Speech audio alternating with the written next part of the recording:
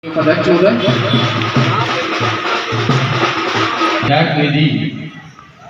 के अंतर्गत अतिथियों के द्वारा ओम अपवित्रो पवित्रो वासनवासी नमः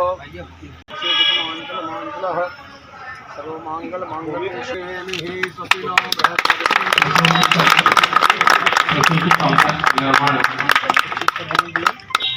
ये ट्रांसफार्मर और विद्युत व्यवस्था ये भी है भैया, ये नगर पंचायत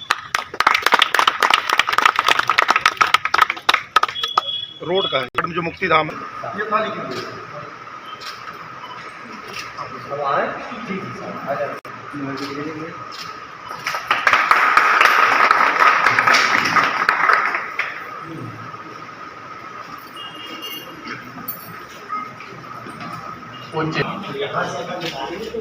माननीय अध्यक्ष, माननीय उपाध्यक्ष,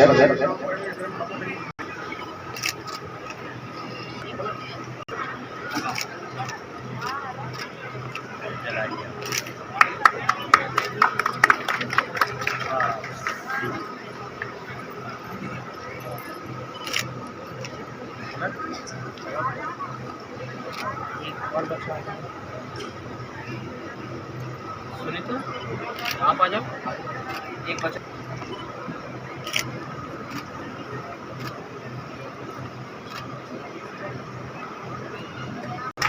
माननीय उपाध्यक्ष बीएमओ साहब कृपया मुख्यमंत्री महोदय का स्वागत करें। प्राथमिक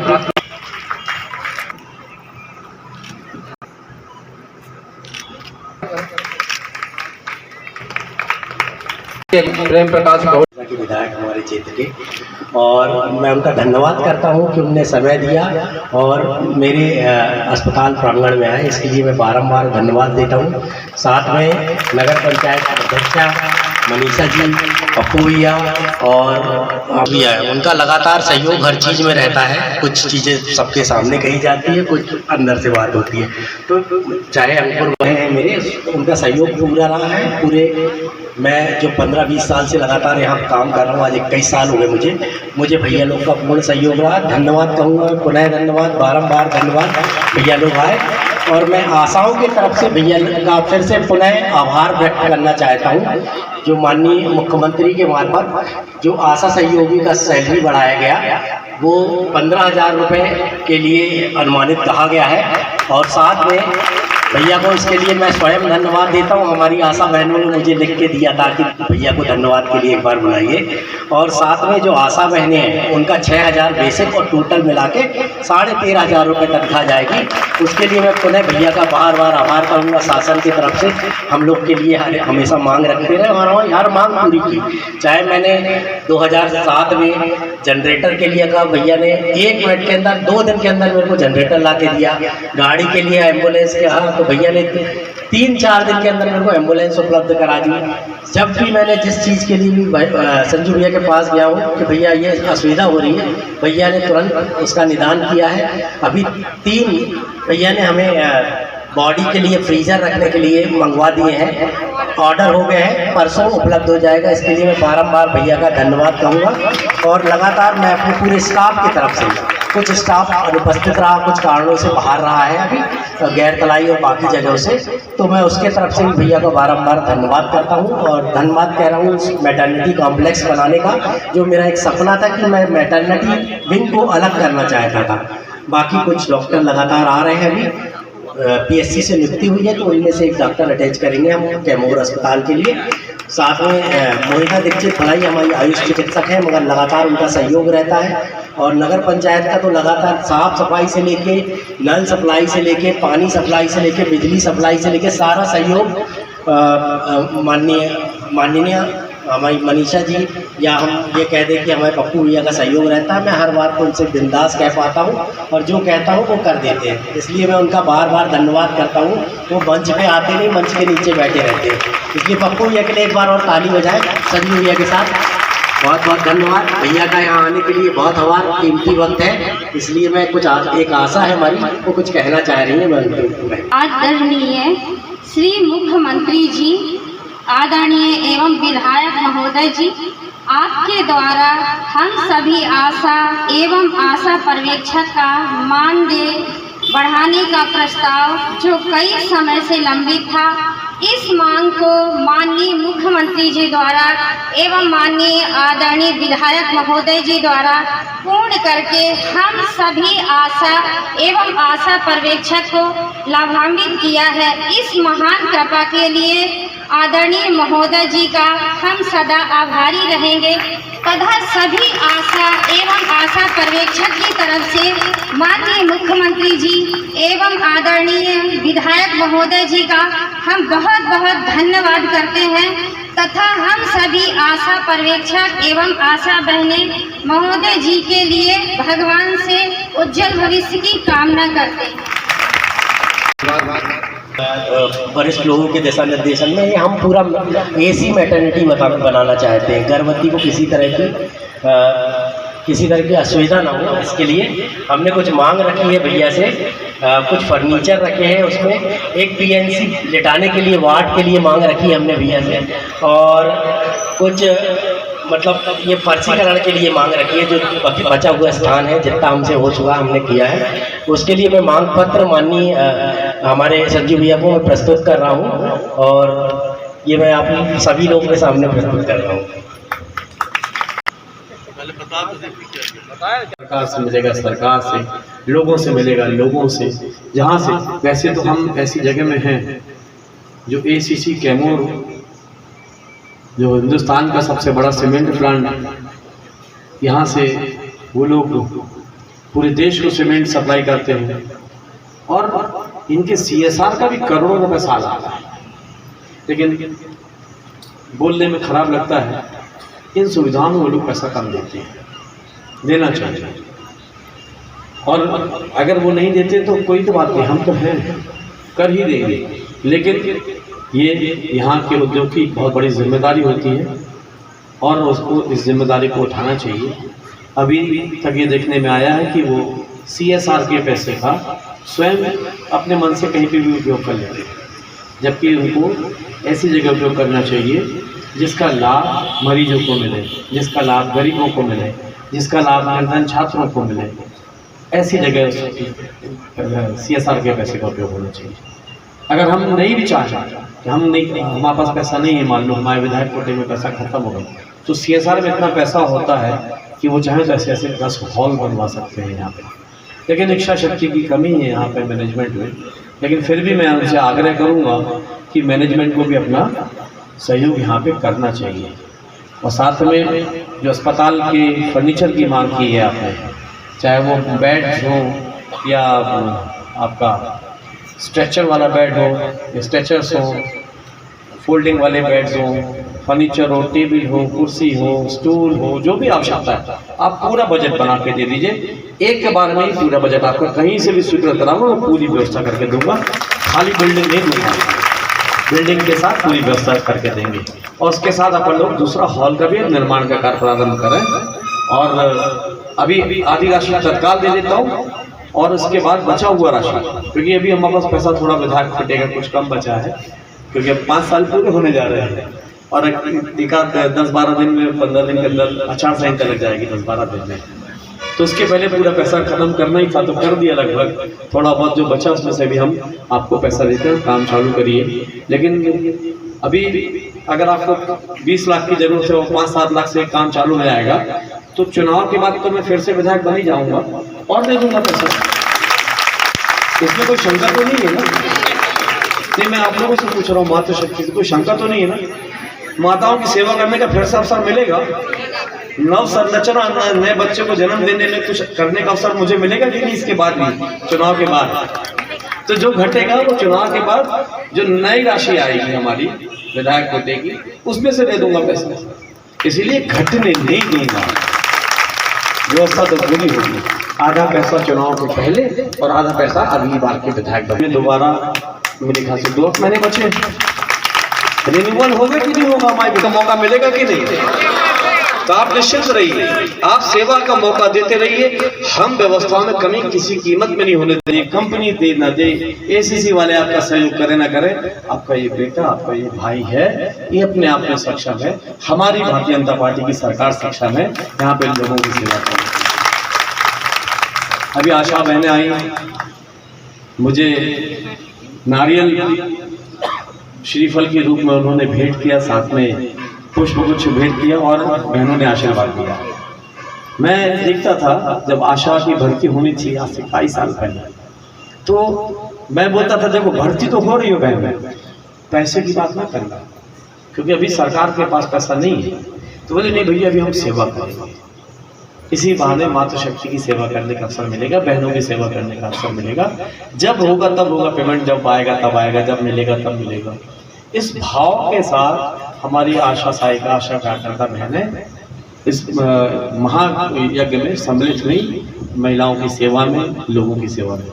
और देखो आज कई साल बाद इनकी पुरानी मांग थी कुछ बढ़ाओ, कहाँ 500-600 रुपये में चालू होते और आज हमारी भारतीय जनता पार्टी की सरकार ने आपकी मांग पूरी करते हुए 13,500 रुपये महीना और 15,000 रुपये महीना आशा का दिया। क्योंकि अब आपको संबल मिलेगा तो आप दूसरों को अच्छे से सेवा कर पाओगे। और अगर आप अगर स्वस्थ हैं, आप अगर अपने बच्चों की शिक्षा दीक्षा से अगर फ्री हैं, तो आप और अच्छे से मेहनत करके और लोगों की सेवा कर पाओगे। इसी भाव के तहत आप लोगों की जो वेतन की मांग थी उसको पूरा हमारी सरकार ने किया।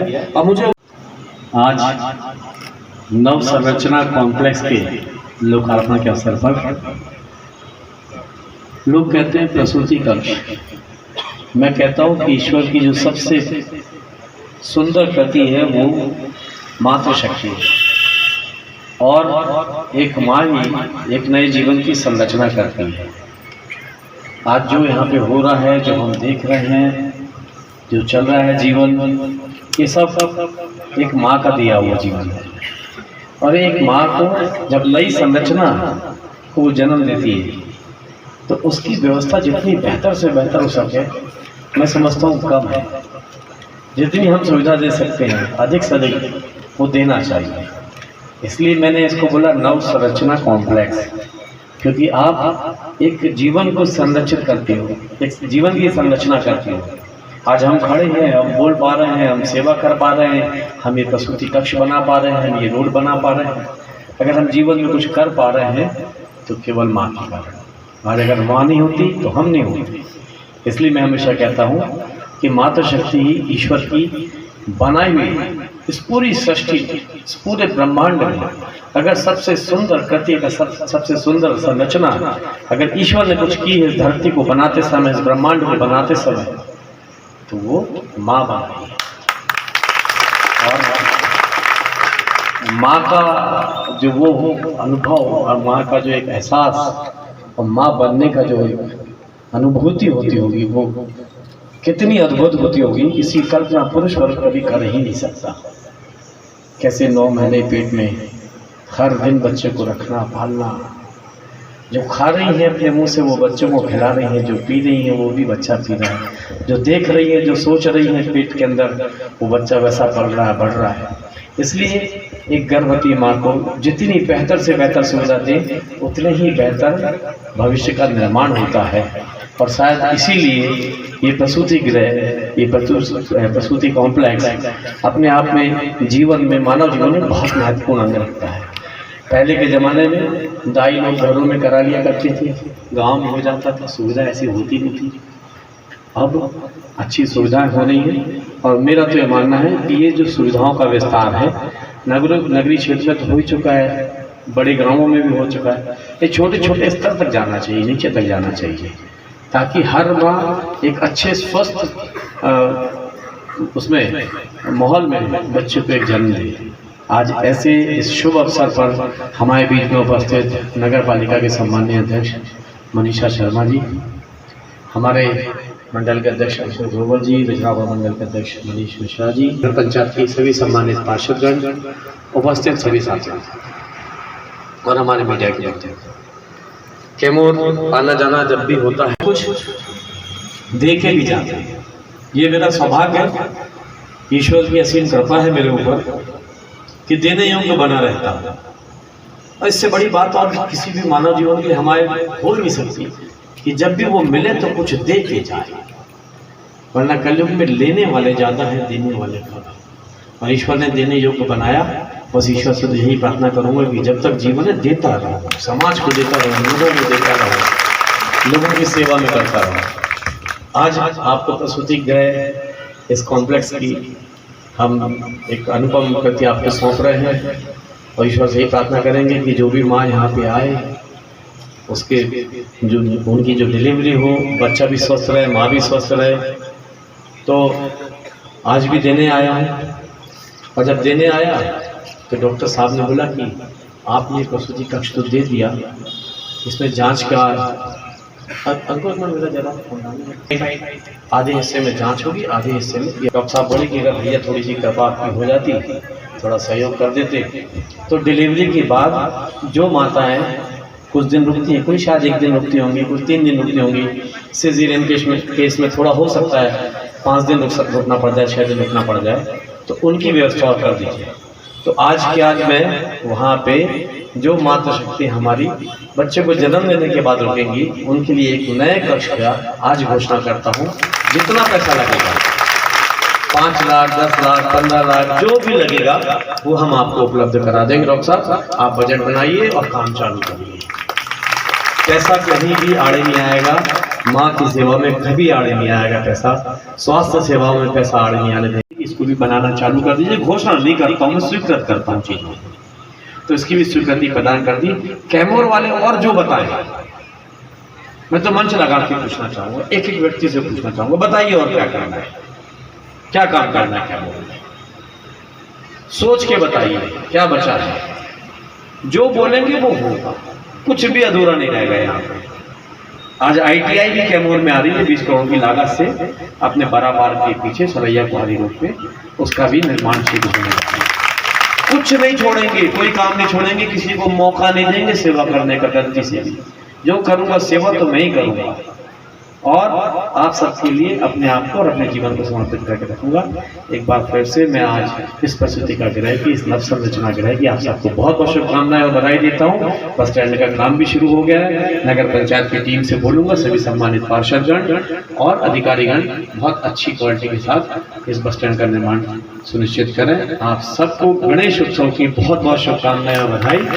भगवान गणेश की कृपा आप सबके ऊपर रहे, सब सुखी रहें, स्वस्थ रहें, संपन्न रहें, दीर्घायु रहें, निरोगी रहें। बहुत बहुत धन्यवाद। कैमूर के निर्मित अतिरिक्त प्रसूति कक्ष लोकार्पण कार्यक्रम में मुख्य अतिथि माननीय विधायक संजय सतेन पाठक जी, खंडन चिकित्सा अधिकारी बिजरावगढ़ डॉक्टर श्री विनोद, कार्यक्रम की उपस्थिति नगर परिषद उपाध्यक्ष श्री संतोष केवड़ जी, माननीय पार्षदगण, सम्माननीय गण नागरिक, माताओं एवं बहनों।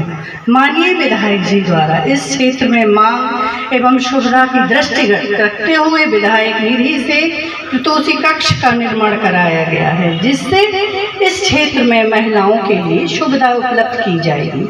माननीय मुख्य अतिथि जी अपने निर्देश अनुसार नगर परिषद कैमूर द्वारा नगर की सुविधाओं का फोकस करते हुए बच्चों के लिए चिल्ड्रन पार्क, शुद्ध पेयजल हेतु वाटर ATM इत्यादि सुविधाएं अति लगभग 64 लाख रुपए की राशि से विकास कार्यक्रम का लोकार्पण, लगभग 74 लाख रुपए की राशि से विभिन्न कार्यक्रमों की भूमि पूजन आपके कर कमलों द्वारा संपन्न हुआ है। आपके उस सतत मार्गदर्शन से प्रेरणा के लिए हम आपका आभार व्यक्त करते हैं। अपेक्षा है कि आपका निरंतर आशीर्वाद हमारे साथ रहेगा। जय हिंद, जय भारत।